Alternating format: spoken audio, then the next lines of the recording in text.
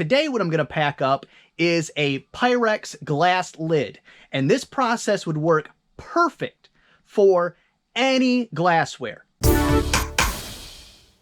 Hello everybody, Drew here, tip of the Mitt Flips, where I'm a full-time eBay reseller, and every 100 subscribers there's a giveaway. So if you're watching, make sure you subscribe so you have a chance to win. I have 5 orders going out today for about 150 bucks, so not a great sales day. And up until about an hour ago, it was much worse because 2 sales came in at the last minute. I've just been hearing from, a lot of the YouTube space is sales are down for a lot of people. I think it's the eBay update, which is supposed to roll out the 20th, be officially fully rolled out. But I just feel that's it, because it seems unlikely that this many resellers would be having this much of a slow time just because of a downturn in markets and influx of new buyers and all kinds of stuff that normally fluctuates when in any type of sales. So I think that's what's happening. I'm going to, later today, I don't know which one yet, I'm going to tinker with something. I think the first thing I'll try is I do promoted listing, but I only do 1.1%. Because, for one thing, I don't like giving eBay extra money. They don't give me extra money for stuff. They don't help me out a lot outside of having a functioning platform with the most eyes out of all of the sales platforms. So I just don't like it. So I do 1.1 because at least I'm doing something. And if I do 1.1, I'm doing 0.1 more than the people that only put 1%. So that's my thought on that. So I think today I'm going to bump that up to 2.1 and see if that affects anything. And then if over the weekend, course of the weekend, it doesn't seem to affect sales or help out in any way, I'll go back to the 1.1 or possibly turn it off completely. And then I'll try something different. Maybe run a sale, maybe send out coupons, but I don't want to do them all at once because I want to try to pinpoint which one is going to work the best. So I think I'm going to start with promoted, mostly because it's the easiest. Couple clicks, save, done. Things I'm working on today is this stack right here, which is the only thing that's been on What's That Worth that I haven't listed. It was actually, I think, the first one I did, and I have a lot of new viewers since then. So what these are vintage baby wipes containers that are Lego blocks. And as you see, they do function as Lego blocks. I think a lot of people use the pink and blue ones for things like baby showers or baby announcements or gifts for a baby shower, that kind of thing. The story behind these is, saw them on Marketplace. I said, who would pay, I think it was 50 bucks. Who would pay 50 bucks for these? So I, as most retailers do, walk on over to eBay, look them up, and they were going for somewhere between $7 and, if I'm remembering off the top of my head, $7 and $10 a piece, free shipping. So I paid 40 bucks for, I think there's 53 of them here. I suspect, 4 or 5 won't be, sellable, broken lid or whatever. There was one in there that looked real dirty. I'm just going to trash it or recycle it because I don't feel like cleaning it for the amount of money I'll get out of it. But when I can do a multi-quantity, there's 3, 6, 9, 10, there's so many of the blue and the yellow and the red you can't see, where it's just one listing and it's a multi-quantity. Those easy peasy. Can't wait to list them, but for some reason I've been avoiding it, as well as a lot of things I've had sitting around. So I've cleared up a lot of my foot space here because I got, all the books taken care of, all the stuff I'd gotten from that estate sale, a couple of random things I had laying around, these large, like that toss across and that paddle pool, which I thought were worthless or not going to be worth listing, but one was 150 and I think the other one was 75 or 50, something like that. Definitely worth the listing. But that's kind of my plan for today. I also got to order some bubble wrap and I need some new compressed air, that kind of stuff. So kind of an easy day, just mellow. I'll get my minimum listings done. I'll get some, shopkeep stuff, make sure my boxes are in order, make sure I don't need to order anything so that it's not last minute. I do need to order some smaller boxes. I got to do a lot of research on that because normally I just source them locally from, people, Amazon orders, stuff like that. But there are some that I think I should just buy a bulk of and have. So let's go ahead and start pulling some orders. B5 Farberware 455N. B5, 1, 2, 3, 4, 5. That's this one, yep. It's the, here we go. It's the Open Hearth Grill rod. And I labeled it because past Drew was looking out for future Drew. 455N right there. And I removed the handle so it'd be a little easier to ship. Man, I was doing good stuff that day. $29.99 plus shipping. So great sale. Next up, B2C is a Apple Ipod Touch. And it does work. And it's unlocked. But it... Let me just make sure this is the right one. Yeah, that's the right one. But it does not hold a charge at all. So if you're using it to, I don't know, be somewhere permanently, you just got to have it plugged in the whole time. Works great. $24.99 free shipping. And then next up is Yes 90125 sealed new old stock. Oh, come on now. Right there. Definitely some wear just from storing improperly and all the above. But I got $74.99 free shipping. And then after that, I just listed this from the garage sale I went to last week. On B5 Beachbody, I actually had my hand on it. P90X. I think it's new. I don't know. But I didn't list it very high. I just wanted it gone. Quick flip kind of thing. And I got $9.99 plus shipping. I think I paid $1 for it. It might have been less than that. And then last thing, B3A is a lot of 3. B3A, that's in here. A lot of 3 Tupperware lids. These ones right here, they're number 2s. And 2649B is the type. $17.99 free shipping for those. So very easy packing day. That I sound like a broken record when it comes to the easy packing days. It's because I used to list a lot of difficult packing stuff.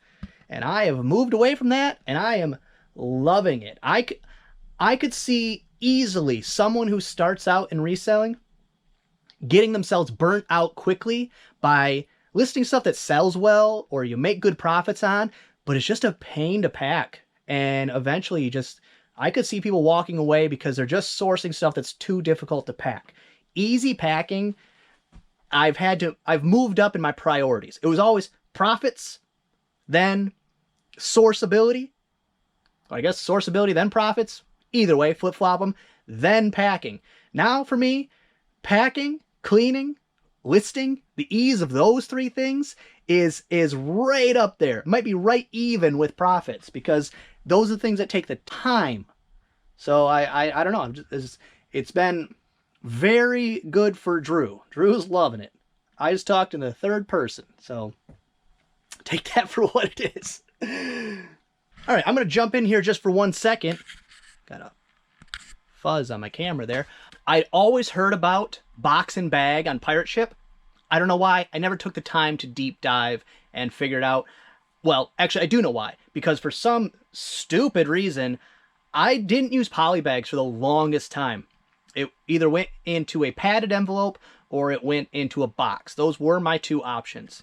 Now, I would say I use 0 padded envelopes because it's cheaper to wrap something in bubble wrap and put it in a poly bag. So the only time I will ever, from this point forward, use a padded envelope is if it's either a padded flat rate or if it's specifically this size right here, because it fits perfectly for games. Xbox, PlayStation, all the above. So that's the only reason I'll have those. They fit perfect, time, effort, all that. So that's the only reason I'll use those. I was about to ship or about to pack up this P90X and I went, okay, this is, 2+ pounds. Let me, actually I had it listed as 3+ pounds. It's not, it's like 2 pounds, 4 ounces. So I was going to grab a regional A, the ones that look like this one here. I don't know what you would call this shape, rectangular-ish. But yeah, I was going to use a regional A, one of those, save me $1 or $2, $1.50 or something. But then I remembered, I don't know. It clicked and I said, what about that box and bag thing? So I go over my computer, I pull up the listing, and if I put it, because I don't have the regional A box I wanted, and it won't fit in the other ones. So I said, okay, if I ship it plain priority, throw it in whatever priority box, it's going to cost me $9.64. I head over to Pirate Ship, I punch it in, I put it in as a box in bag, and it's going to cost $8.37. Let's do a little math here. All right, so that's a savings of $1.27 just for throwing it in a poly bag. Cost of a poly bag, depending on how much you buy, you know, if you're buying in the thousands, buying in bulk, they cost pennies. I get mine from my eBay coupon, so technically I'm paying a little more. Well, let's see. So you're talking, because of the cost of the eBay ones, which is astronomical, but free because it's paid for by my subscription, you're talking about 20 cents. So you take your $1.27, subtract your 20 cents. Now you've got $1.07 in savings just because I take this and I shove it in one of these. I don't know why that's a thing. I don't know how Pirate Ship was able to negotiate this. I also don't know how eBay was not able to negotiate this. Maybe they were and they just don't want to deal with it. I don't know, but I have to, at the very least, consider buying so many poly bags in so many sizes, because if it's going to save me $1 plus per item, I mean, that's thousands of dollars a year. Well, maybe not thousands, depending on how the size, whatever. Depends on your store, how many sales you have, how many sales I have, all those kinds of things. But $1 per item, that's insanity. This will consume the rest of my day after I get this stuff sent out, because I have to make sure, because I know people do it. I just kind of never wrapped my head around, never took the time to investigate. But if like I said, this will consume the rest of my day, because if this is legit, I'll look up a couple YouTube videos. I'll see if there's any issues with it. I'll try to update it in this video. But if not, the rest of my day will be spent sourcing and trying to find a good deal on quality poly bags that I can buy in every size possible that I could throw boxes into. Now, something to consider is that you can't discount the price of a priority box. But if it's going priority anyways, if it's going priority anyways, I'll still use a priority box and throw it in an envelope, because you're using the priority service. You wouldn't be misusing the box unless the only way that you could possibly have an issue from the postal service, from USPS, is if you were using regional boxes or flat rate boxes and putting those in poly bags, because then you'd be misrepresenting the product that they're providing you. And so that would not be allowed, technically. Would they ever open the package to find out? Probably not. Am I going to take that kind of risk? No. Could you? Sure. Is there somebody out there already doing it that way? I guarantee it. But hopefully I can get it into this video. It's a Friday, so I'll figure it out over the weekend, and I'll try my best to update from here. Okay, at least with this package, what I could find out quickly, because I have to ship it out today anyways, is it's vague. There is not a direct answer from Pirate Ship. There's not a direct answer from the Postal Service. Basically, what the gist of it so far that I found out, I'm still going to continue, because if I can save $1-ish per package, that is extreme amounts of money, is that if it looks like a box, that the Postal Service could upcharge you. That seems very, very vague. That's not helpful at all. So what I did with this one specifically, that P90X box, is I wrapped it in one wrap of bubble wrap, threw in the bag. They said, from every video I've watched so far, don't tape down all the corners and make it look more like a box. And that should be, but I don't like working in things like should, possible, maybe, likely. Those things don't work for me. That's not, you can't run a business on maybes. So if I can't get concrete answers, I won't do it at all, because I can't do that. I can't be going through every transaction, making sure I didn't get a USPS upcharge or through my pirate ship account all the time. I can't be doing that. It's just extra work. So I'll continue research. I'll see if I can get some more concrete answers. I'm going to reach out to Pirate Ship and see if maybe they have, because most of the videos I found are a year-ish old. So maybe they've solidified it since then, and see if I can get a better answer. But like I said, it was all the stuff I found so far was in maybes and possiblies and all that kind of stuff, and that don't work for me. But I'm going to try this one. Because worst case scenario is I do get an upcharge for it, but I did wrap the bubble wrap around just to see. Normally I would tape these corners down just so that it doesn't get caught in the track or anything. I'm going to let it fly, and I probably shouldn't be showing this person's stuff. I'll try to block that out or whatever. But yeah, sorry, no exact answers now. I'll try to get to them as soon as possible. My videos are a week ahead of schedule, so maybe I'll get it in this video. Hopefully. Fingers crossed. Hello everybody, Future Drew here. And it is reality check time for this guy. I had a plan, you know, for my Fridays to do tune tips, and it has proven to me that I don't have the time to do that. And that's kind of how all of my channel has shaped itself. I've had many ideas, plans, thoughts, but basically it comes down to, what do I have time to do? What am I able to do? What can I do consistently so it doesn't interrupt the flow of my videos? Because as you'll be seeing, this video is coming out a day late, and I'm recording this a week and a half after I filmed the video that it's in. So going forward, tune tips, scrapping it. Can't do it, don't have the time for it. I figured out that the only thing I have time to do is film when I'm filming, so I need to get it all done. So from now on, Fridays, instead of tune tips, which, you know, never came into existence, will be replaced with a packing tip. Something I pack throughout the week that I think would be helpful to everyone. So today what I'm going to pack up is a Pyrex Glass Lid, and this process would work perfect for any glassware. With a lid, without a lid, just the lid, just a dish. Let me show you some examples. This process works perfect for this. For this type of thing, it'd be overkill, but not really, you know, if you want to be safe. But general glass stuff, this kind of thing. This back here, of course another lid. This right here. Anything in the glass category that you want to have 100% peace of mind that it's going to make it there without breaking.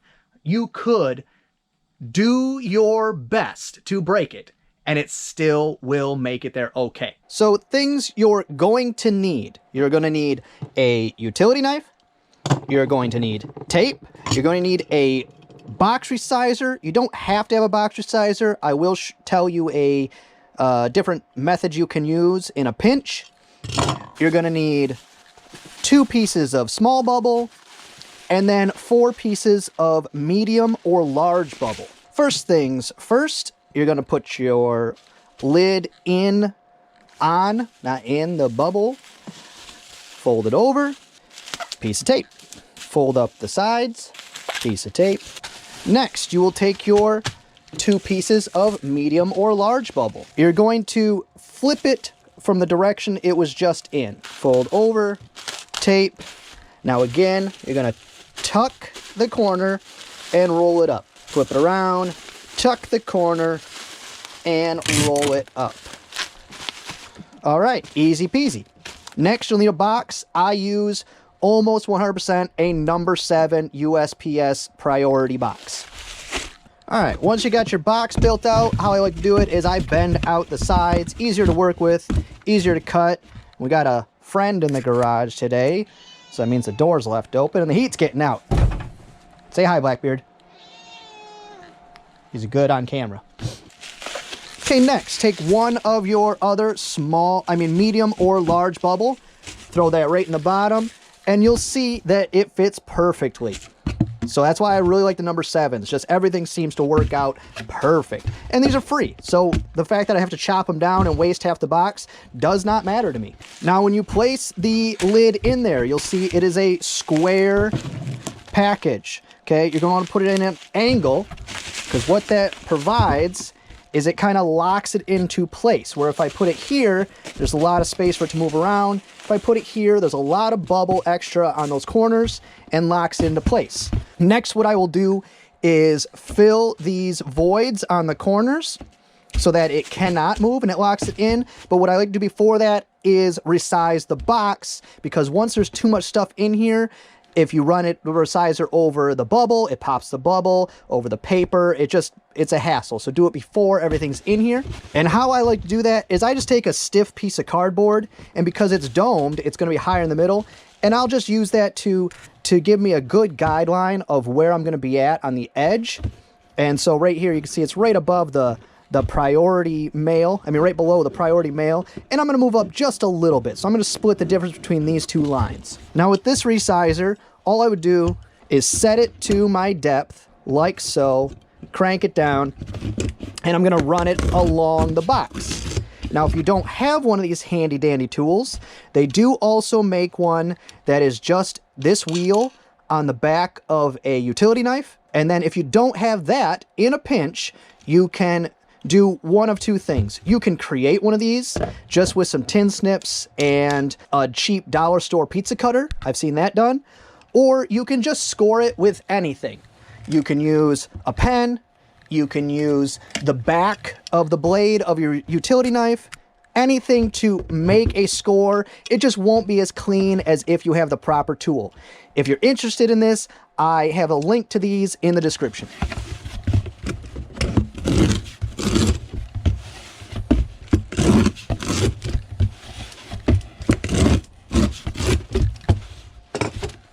Once all of them are scored, you're going to locate where the lines meet in the corners. Take your utility knife, cut up, and I cut right below the line because it won't affect the box, but it makes sure that your folds have some wiggle room. And you'll see what I mean. Okay, then just whatever you have, newspaper, if you're...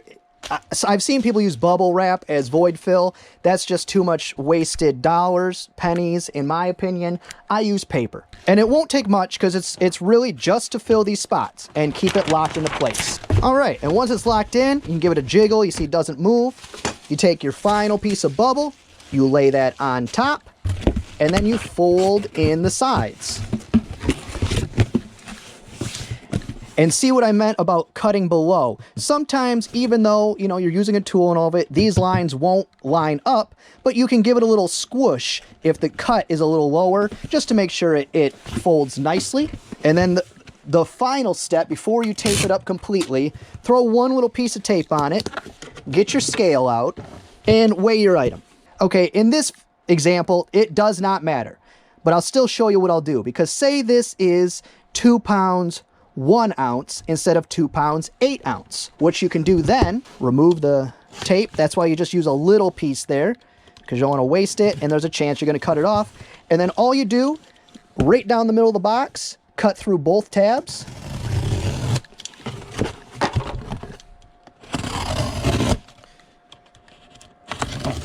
And as long as you cut through that top one, and it scores the second one, that's perfect, because you don't want to cut through the next layers. But if you need to cut off a little more weight, you can do this process to both layers. But this is just for an example. And now you'll see it matches up and makes a perfect, beautiful seam. And sometimes I do this just for the fact that it looks good. And personal feelings on this, I always do a crisscross on both sides. And then I always, always, always tape the seam. You don't have to. My thought is the cost of that piece of tape is worth less than the cost of an issue with the box. And this is a peace of mind issue for me. So I always throw a piece of tape on the seams. And you'll see by cutting off those tabs, these two tabs here, I have reduced it by almost a whole ounce. So if I had cut off the other tabs as well, it'd be about 1.5 ounces worth of cardboard I cut off. So that's what I'm saying. If you're at 2-pound 1 ounce, then this process, this final process, becomes very important. Well, that's gonna be all for this one. I hope you enjoyed it. If you did, give it a thumbs up. If you didn't, go ahead and give it a thumbs down. Subscribe, share, and be good to each other.